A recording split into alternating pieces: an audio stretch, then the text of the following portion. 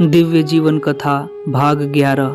पिछले वीडियो में आपने सत्य का पालन और अस्पृश्य निवारण का पाठ सुना था। इस भाग 11 में इसके आगे का पाठ आप लोग जरूर सुनिए। जय सद्गुरुदेव। शीर्षक है विरक्त संत भ्रमण।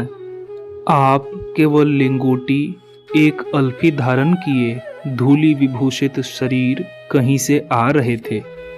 आपको विरक्त महात्मा जान आजमगढ़ जिले में एक व्याकरणाचार्य ब्राह्मण मिले। वे प्रणाम कर हाथ जोड़ आगे खड़े हो विनय पूर्वक कहने लगे, स्वामी जी, आज आप यहीं ठहर कर मुझे कृतार्थ कीजिए। इसके बाद पंडित जी ने प्रश्न किया, महाराज, परमेश्वर प्राप्ति का मार्ग कौन सा है और वह कैसे प्राप्त होता है? स्वामी जी ने उत्तर दिया, वह मार्ग अत्यंत दुर्लभ है जिसको संत जन जानते हैं और वह अधिकारी होने पर मिलता है। वह मार्ग न चारों वेदों में पढ़ने से मिलता है, न षट शास्त्र जानने से मिल सकता है। वह परब्रह्म केवल सद्गुरुओं की दया दृष्टि से ब्रह्म विद्या साधन रहस्य भेद द्वारा ही प्राप्त होता है। पूर्ण वेदादि शास्त्रों के विद्वान होने पर भी अधिकारी बन सद्गुरु शरणागत होने पर पवित्र अनन्य शरण आस्तिक के भाव से अंतर चेतन अनुभव साधन के द्वारा जड़ अनात्म जगत को छोड़कर अविरल चेतन भक्ति मार्ग से वह प्राप्त होता है। पूर्ण ज्ञान वैराग्य जब हो जाता है तब सद्गुरु भेद चेतन साधन द्वारा परब्रह्म की प्राप्ति अनुभव एवं साक्षात्कार होता है। स्वामी जी की त्यागपूर्ण अनुभव युक्त सरस अमृतवाणी सुनकर पंडित जी अत्यंत ज्ञान निमग्न हो स्वाभाविक शांति को प्राप्त होने लगे।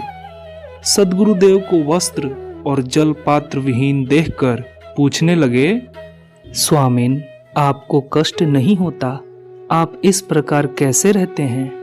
स्वामी जी ने उत्तर दिया, प्राकृतिक सुख दुख दोनों अनित्य है। मन के संबंध से जीवन में दुख सुख का भान होता है। जो प्रकृत आधार छोड़कर चिन्मय स्वरूप से ब्रह्मानंद को प्राप्त कर लिया है, उसको इस अनासक्त निष्काम अवस्था में दुख सुख की क्या प्रतीति होगी? उसके लिए भूमि ही सुख शैया है, भुजा ही तकिया है और आकाश ही तंबू है, दिशा ही वस्त्र है, चंद्रमा ही दीपक है एवं दोनों अंजुलि ही उत्तम जलपात्र है।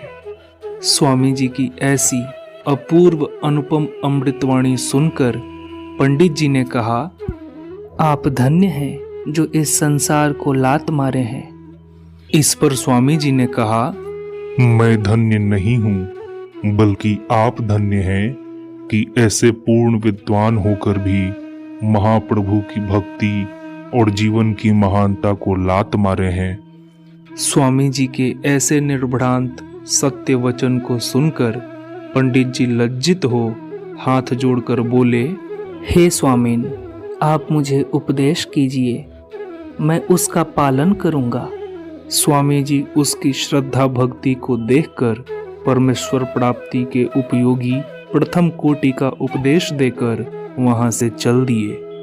आप इस प्रकार अवधूत वृत्ति में भ्रमण करते हुए गोरखपुर के देहात में जा रहे थे।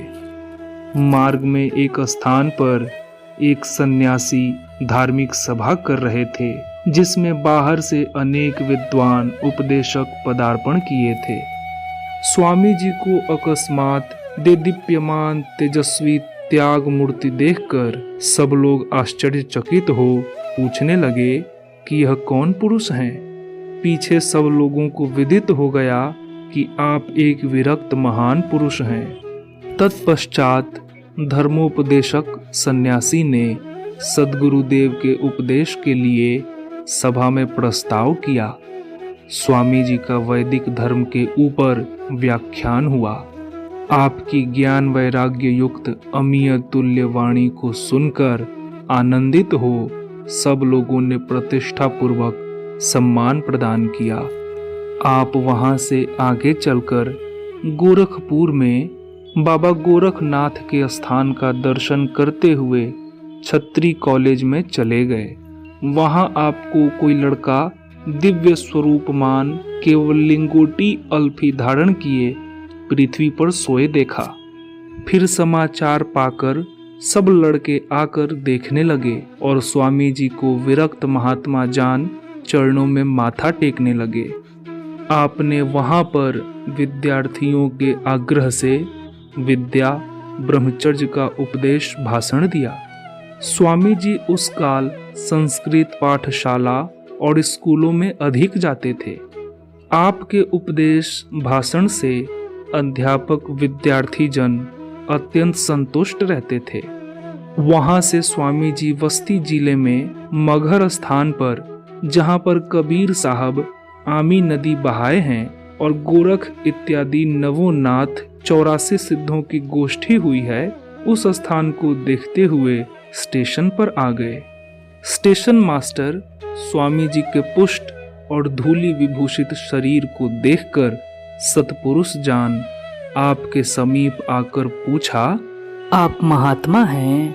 स्वामी जी ने उत्तर दिया, मैं महात्मा कैसे बनूं जिसकी महिमा ब्रह्मा विष्णु शिव भी नहीं जानते। इतना सुन विरक्त महात्मा जान स्टेशन मास्टर ने प्रणाम किया और आर्त हो विनय पूर्वक पूछने लगा, स्वामी जी, मत मतांतर के अनेक सिद्धांतों के कारण मुझे कुछ निश्चय नहीं होता, अतः मुझे यथार्थ सत्य सिद्धांत का बोध करावें। स्वामी जी श्रद्धालु समझ उन्हें प्रथम वेदांत विषय का उपदेश देकर सर्वोपरि संत मत विहंगम योग को ही वेद विहित ब्रह्म विद्या का निर्भ्रांत सर्वोत्कृष्ट सन्मार्ग प्रतिपादित किया। इसी वैदिक ब्रह्म विद्या विहंगम योग मार्ग के द्वारा सृष्टि प्रारंभ से ही अनेक ऋषि महर्षि चलकर अमर अव्यय पद को प्राप्त होकर शांत कृतकृत्य हुए हैं। अंत में स्वामी जी ने उन्हें अधिकारी जान प्रथम कोटि पिपिल मार्ग का उपदेश किया और बतलाया, कुछ काल इस अभ्यास को करने के बाद अधिकारी होने पर विहंगम मार्ग का उपदेश होता है। स्टेशन मास्टर स्वामी जी के सत्य इन निर्भ्रांत वचनों को सुनकर सदुपदेश धारण करके उस साधन मार्ग का अभ्यास करने लगे। श्री सद्गुरुदेव जी गहन से गहन विषय को थोड़े और स्पष्ट शब्दों में समझा देते थे। आपकी यह बड़ी विशेषता थी। वे कहते थे, किसी बड़े विषय को थोड़े में कहना उत्तम विवेक है। ऋषियों ने गहन से गहन विषयों को सूत्रों और मंत्रों में कहा है। बड़े पुरुष थोड़े में कहते हैं, सागर को गागड़ में भर देते हैं। इसी कारण उन्होंने अपनी आध्यात्मिक रचनाओं को, जिनमें आध्यात्मिक रहस्यवाद की उच्च कोटि की शिक्षा दी गई है, छोटे छोटे निबंध रचनाओं में पूर्ण किया है। एक बार एक मौलवी आपके दर्शन के लिए आए और एक प्रश्न किए, वह 2 अक्षर कौन है और कौन आधा है जिसको औलिया और मुनिजन साधते हैं? इस प्रश्न का जो उत्तर देगा उसी से मैं मुरीद होऊंगा और वही मेरा पीर होगा।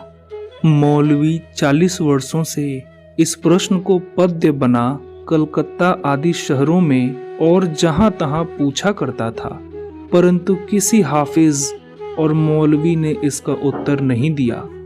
स्वामी जी ने कहा, आपने जिस वस्तु को पूछा है, मेरे यहाँ उससे आगे उपदेश है और वह वस्तु 2.5 से परे है। जिस प्रकार पद्य रचना में प्रश्न था, स्वामी जी ने उसी प्रकार पद्य में उत्तर लिखकर दे दिया। कलकत्ता के उसके शागिर्द सब इस उत्तर को देखकर अत्यंत चकित हो गए और स्वामी जी के दर्शन के लिए लालायित हो गए। शीर्षक है नवीन वेदांत आलोचना। आप भ्रमण करते अयोध्यापुरी में चले गए। वहां सरयू के तट पर गुहा में एक सन्यासी मिले। वे मौन धारण कर दोनों श्रवण और एक घ्राण को पुपूली से बंद किए रहते थे। स्वामी जी और उनसे लेख द्वारा बातचीत हुई। आपने अयोध्या के सभी मुख्य स्थानों पर जाकर दर्शन किया, परंतु एक भी सदभ्यासी महात्मा न मिले। न कुछ ज्ञान प्रकाश दिख पड़ा, न कुछ सद्ज्ञान की वार्ता हो सकी। तुलसी जी के स्थान का महंत एक लड़के को गीता पढ़ा रहे थे। वे किसी एक विषय पर कह दिए, संसार भ्रम मात्र है। तब स्वामी जी ने पूछा, यह भ्रम किसमें है? महंत जी ने ऐसे कुछ उटपटांग उत्तर दे दिया। उनकी विद्वता को जान आप चुप हो गए।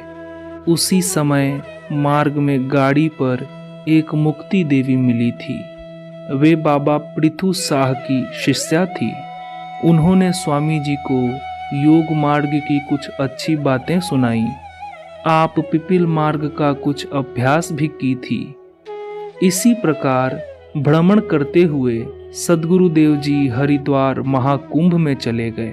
वहां जाने पर गंगा स्नान और कई लाख साधुओं का दर्शन हुआ। इसमें चारों संप्रदाय के 52 अखाड़ा और सभी भेष जुटे थे। आप इन साधुओं के व्यवहार आचरण को देखकर बड़े चिंतित हुए। कुछ थोड़े से संत विद्वान महात्माओं के अतिरिक्त इतना बड़ा जन समुदाय तत्व ज्ञान लक्ष्य विहीन होकर जिस देश में ऐसे व्यर्थ घूम रहा है, उस देश की भलाई क्या हो सकती है और समुन्नति कैसे प्राप्त हो सकती है। गुरुकुल महाविद्यालय के अध्यापक और विद्यार्थियों के आग्रह से आप छात्रालय में चले गए। वहां रात्रि में आपने सबको प्राणायाम का विधान पूर्वक उपदेश किया। प्रातः वहां से जा रहे थे कि नदी पार एकांत में एक विरक्त समाधिस्थ महात्मा ने स्वामी जी को देख पहचान कर नाम के साथ संबोधन कर बुलाया। सद्गुरुदेव अपना नाम सुन बुलाने पर विचारने लगे, मुझे यहाँ कौन जानता है? आप शीघ्र महात्मा के पास गए और जान गए कि यह महात्मा सत्पुरुष हैं। फिर विहंगम योग मार्ग संबंधी उनसे कुछ सत्संग हुआ। इस महात्मा को पाकर सद्गुरुदेव बड़े आनंदित हुए। सद्गुरुदेव को उस महाकुंभ संत समागम में यही एक महात्मा मिले जिसके दर्शन और सत्संग से आपको शांति प्राप्त हुई। प्रमाण भी है कि सिंहों का कुंड नहीं होता, न मलयागिरी का वन होता है, न महात्माओं की जमात होती है। महात्मा कहीं कोटियों में कोई एक होते हैं जो वास्तविक ज्ञान रहस्य सद्वस्तु को जानते हैं। ऐसे ही महात्माओं के द्वारा देश सुधार और संसार का कल्याण होता है। इस वीडियो के लिए सिर्फ इतना ही। मिलते हैं अगले वीडियो में। तब तक के लिए जय सद्गुरुदेव।